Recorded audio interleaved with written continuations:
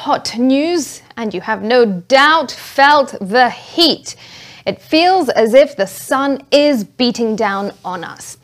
So what exactly is going on? Well, our sustainability editor Zainab Wandati delves into the scorching details of why it is so hot.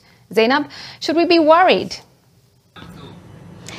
Well, Smriti, I should start by saying it's usually hot in February. Every single year, it's usually hot in February.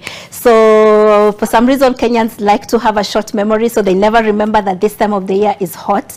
January, February, going into March just before the short rain season are usually the hottest month. And for this particular year, why you're feeling like the heat is a little bit too much is because this February is coming right after an El Nino. And in Nairobi, temperatures have been hitting 34 degrees. Now, in Lodwar, 39 degrees. If you can't survive the heat in Nairobi, just imagine how hot it is in Nairobi and what it's like in Lodwar and what it's like for the people in Lodwar.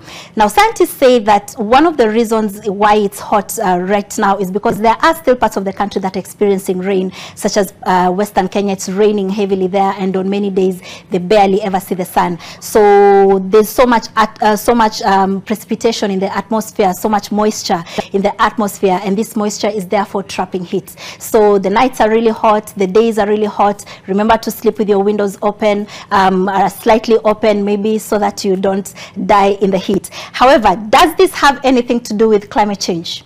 The short answer, yes and no.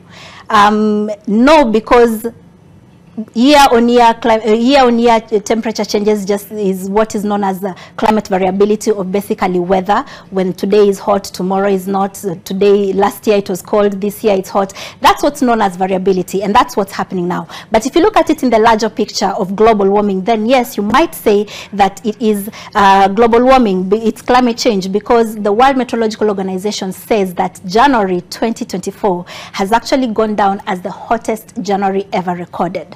Usually temperatures in January between the years of between 1990 and 2021 have been increasing at an average rate of 0.2 and something degrees. But for January 2024, it was 0.7 degree temperature rise.